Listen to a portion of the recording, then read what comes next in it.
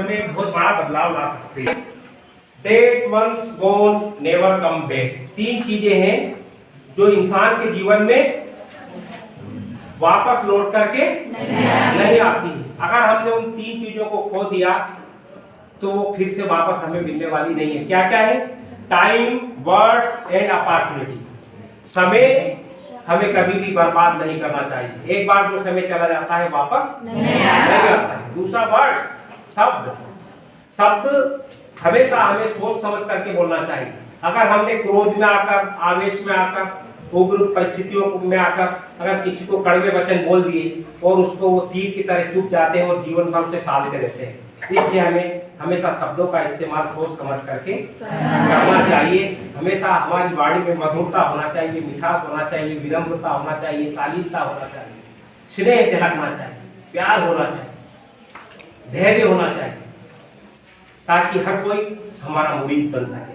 हमें हमारी बातों को ध्यान से सुन सके, हमारी बातों को आदर्श मान सके। तो शब्दों का इस्तेमाल हमें तोड़ मोड़ करके करना चाहिए। तीसरा है अपॉर्चुनिटी। अपॉर्चुनिटी में अवसर। अवसर अगर एक बार चला जाता है तो फिर वो वापस लौट करके हमेशा हमें अवसर की तलाश में रहना चाहिए। जिस तरह से बिल्ली चूहे की तलाश में बैठी रहती है, हमें भी अवसर को इस तरह से लक्ष्य बनाकर तलाश में रहना चाहिए। अवसर अगर मिल जाए तो उसे कभी खोना नहीं चाहिए। जैसे मान लीजिए आपने लक्ष्य बनाया कि मुझे कलेक्टर बनना है, लेकिन अगर तहसीलदार बन गए, डिप्टी कलेक्टर बन गए तो हमें उसे खोना नहीं चाहिए। अवसर को हमेशा भुनाना चाहिए, फिर वहां से लेकर के और उससे भी बड़ा अवसर मिले तो उसके लिए हमें तैयारी करते रहना चाहिए। दूसरा अनुच्छेद है कविता का, पोएम का, 3 things in life that may never be lost. 3 चीजें हैं जो हमें कभी भी खोना नहीं चाहिए। क्या है 3 चीजें? Peace, hope and honesty. Peace माने शांति। शांति एक ऐसी चीज है, परिवार में, संस्था में, क्लास में, गांव में, जिले में, प्रदेश में, देश में, विश्व में जो लोग शांत चित्त रहते हैं, जो झगड़ालू प्रवृत्ति के नहीं रहते हैं, जो उग्र नहीं रहते हैं, वो शांत चित्त रहते हैं, वो अपने लक्ष्य को बहुत आसानी से हासिल कर लेते हैं। इसलिए हमेशा अपने आचरण में, व्यवहार में हमें शांति को अपनाना चाहिए, शांत रहना चाहिए। उचक्कापन हमारे व्यवहार में, आचरण में, जीवन में, आव भाव में नहीं आना चाहिए। ये इसके लिए मैं एक उदाहरण दूंगा। आपने जैन समाज के लोगों को देखा होगा, संसार को जीत लिया महावीर स्वामी ने।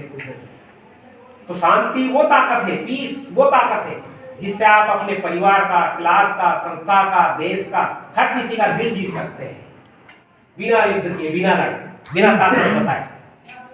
तो हमेशा व्यक्ति को शांति को ग्रहण करना चाहिए, पीस को ग्रहण करना चाहिए। दूसरा है होप, आशा। हमेशा आप आशावादी बने रहे। कभी भी अपने जीवन में अगर कोई असफल हो जाए, कोई घटना घटित हो जाए, कोई दुर्घटना हो जाए, तो हमें निराश नहीं होना चाहिए। हमेशा हमें आशावादी रहना चाहिए, उससे उबर करके। वो कहानी है ना आपको छठी की, उसमें इंग्लिश में पढ़ी थी, मकड़ी एक दीवार के ऊपर बार बार चढ़ती है, गिरती है, बार बार चढ़ती है, गिरती है, और 100 बार गिर के वो फिर चढ़ती है और एक बार आखिर के अपने जाले में, अपने घर में पहुंच जाती है। तो युद्ध हारा हुआ राजा उसको देख करके जो हताश हो चुका था, जो ये सोचता था कि मुझे आत्महत्या कर लेना चाहिए, मैं अपने राज्य की रक्षा नहीं कर पाया, एक कीड़े से, मकड़ी से, स्पाइडर से उन्होंने एक प्रेरणा लेकर के और उन्होंने तय किया कि मैं कभी भी जो है युद्ध नहीं हारा, लेकिन इस बार हार गया। तो उन्होंने मकड़ी से प्रेरणा ली और क्या किया, उन्होंने फिर से युद्ध की तैयारी करी और युद्ध जीत गए। तो इसलिए हमें इस पोएम से ये प्रेरणा मिलती है कि हमेशा हमें आशावादी रहना चाहिए। ऑनेस्टी, ऑनेस्टी मतलब ईमानदारी। हमारे काम में हमेशा ईमानदारी रहना चाहिए। अगर आपने अपने अनुसार स्वनुशासित होकर के टाइम टेबल बनाया है कि मैं 4 घंटे पढ़ूंगा, तो आप ईमानदारी पूर्वक 4 घंटे आपको पढ़ना चाहिए।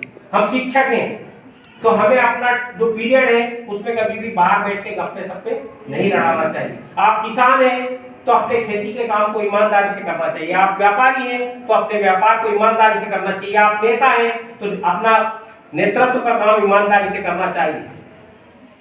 यही देशभक्ति है। फौज के ऊपर बंदूक लेके खड़ा बस देशभक्ति नहीं है, बल्कि जो भी काम आपने अपनाया है उसको ईमानदारी से करना, ये देश सेवा है, राष्ट्र सेवा, देशभक्ति है। तो इसमें 3 चीजें बताई गई। तीसरा अनुच्छेद है 3 things in life that are most valuable. 3 चीज जो बहुमूल्य है, जिनका कोई मोल नहीं है, अनमोल है। क्या क्या है? Love, self confidence and friends. स्नेह, बंधुत्व, भाईचारा, प्यार, एक दूसरे से हम परिवार में माता पिता भाई बहन मित्र हिल मिल करके रहें, कभी एक दूसरे को दुख ना दें। स्नेह और बंधुत्व की भावना मन में होना चाहिए।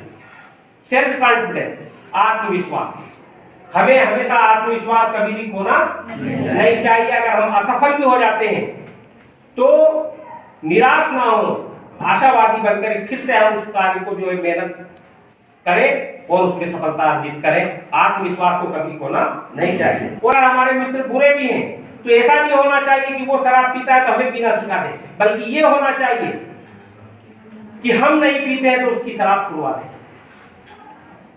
और मित्र को हमें हमेशा संभाल करके रखना चाहिए, बुरे वक्त में मित्र ही काम आए। तीसरी कविता की पंक्ति है 3 things that make a man, hard work, sincerity and commitment. 3 चीजें हैं जो इंसान को महान बनाती है, आदमी को आदमी बनाती है।